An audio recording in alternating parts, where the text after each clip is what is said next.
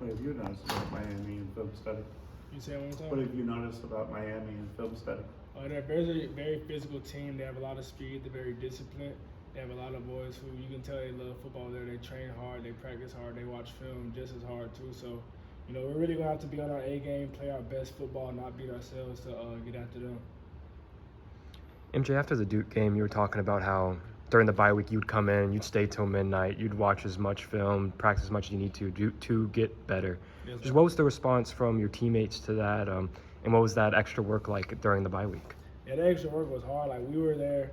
Like I said, we were there all day. I mean, of course, we got those days off bye where you got to rest your body, rest your mind, get a little bit away from football. But when we was working like we was about to play in the national championship or something. So there was no minutes off, no hours off. We were just steady grinding, watching film just as much as we're on the field, so that can translate, so we can be ready for next week like we played against Clemson. Yeah. This has not been an easy season for the team, especially on offense. For you, what does mental toughness look like?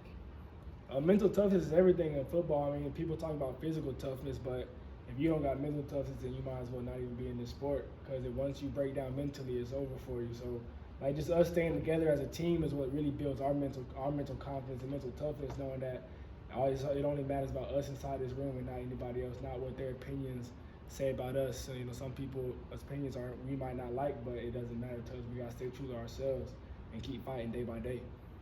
Putting in the extra work over the bye week and seeing it pay off against Clemson, how much does that motivate y'all to keep up that work ethic going and get another one against Miami? Yes, sir. That motivates us a lot. It motivates us that, we put in a lot of work last week. Got to put in even more this week, and then put even more in the next week. Just keep stacking those days and the work, and we know it's going to pay off if we just keep doing our thing, keep doing what our coaches do, keep bonding as brothers and staying true to ourselves and staying together.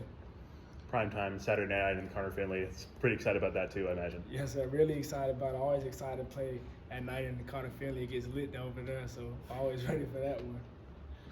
Teams are blitzing you a lot this season. Is that something you kind of take personally? Like, all right, if you're going to give me these one-on-one matchups, like, is that something you get excited about? Yeah, I do get excited about it. I know I got to be a little more consistent with my deep ball. I know sometimes I might throw it a little short. But but they're gonna keep giving one-on-ones. That's why I was working outside. I was a little late here. I was working outside again. We're gonna be more accurate, be more consistent, get the ball out of my hand quicker since they're starting to blitz a lot more. So just stuff I can be ready for when it shows up on film.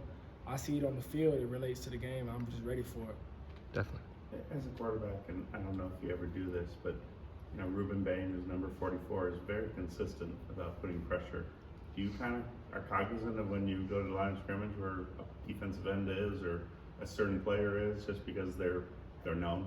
Yes, sir. Yeah. So the first day when we get the scouting report, I take a good note on who plays each position and where they play. So like free safety, I know where he's going to be. Of course, it's going to help me with coverages, but of course I know at 44 on this side, he's a great pass rusher. That I could be getting some pressure from this side. So it is definitely awareness of where people are on the field at all times. Does the postseason implications in the next several weeks, does that provide any extra motivation at all? We're just going to take it day by day, game by game. We're only focused, like Coach Doeren said, 1-0 each week. That's all we're focused on, trying to be our best that week and we can't win a championship or anything in one week. We can't get the best season in 1 week. So as long as we play our best each day, then it's going to keep on stacking and get the results we want. Do you feed off of, do you and the team feed off of Dave's energy when he does some of the things that he does? Yes, sir. And comments that he makes. Yeah. How much does the energy rise when he is active like that? Yeah, no, we most definitely do, because he's the leader of all this. So his energy fires us up, and our energy fires him up. So it's like a mutual relationship. But he definitely does get us going before the games, after the games, even in team meetings. He gets us going. First thing he does, he comes there and asks us how we're doing. We say we feel great, and he just gets us going, make sure we're okay, make sure we're alive, and get ready to attack the day.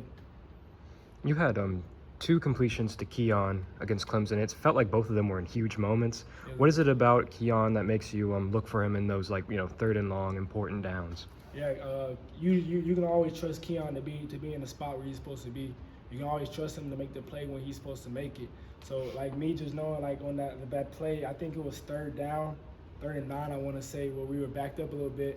I went through my progression and the D lineman actually got in my face. I didn't even see Keon, but I trusted him. I knew where he was going to be because I've thrown him to in that spot so much. and then I see him, I went like that, and he caught it. I was like, that's my boy right there. That's like I said, I always trust on him. He can always trust on me to get the ball where it's supposed to go, where it's supposed to be. Awesome. I don't know how much you practice the first handful of plays in a game, but when you see that first play with KC that rips off 50 yards, and you see how perfectly executed the touchdown play was, where he's completely wide open. You know, how exciting is that as the quarterback, just to see what the offense looks like when 11 people are doing the same job? Yeah, it is definitely exciting, and that's really what we strive for. What we try to do every single play. You know, every play is not going to be perfect. The defense might get you a couple plays, but our goal is to have 11 men do their specific job on each play, so it all comes into one. So like that drive, like you said, it was almost perfect. 50-yard run and touchdown wide open on almost the next play. So we try to get that each drive. Sometimes that happens, but that's what we strive for. All right, let me let him go.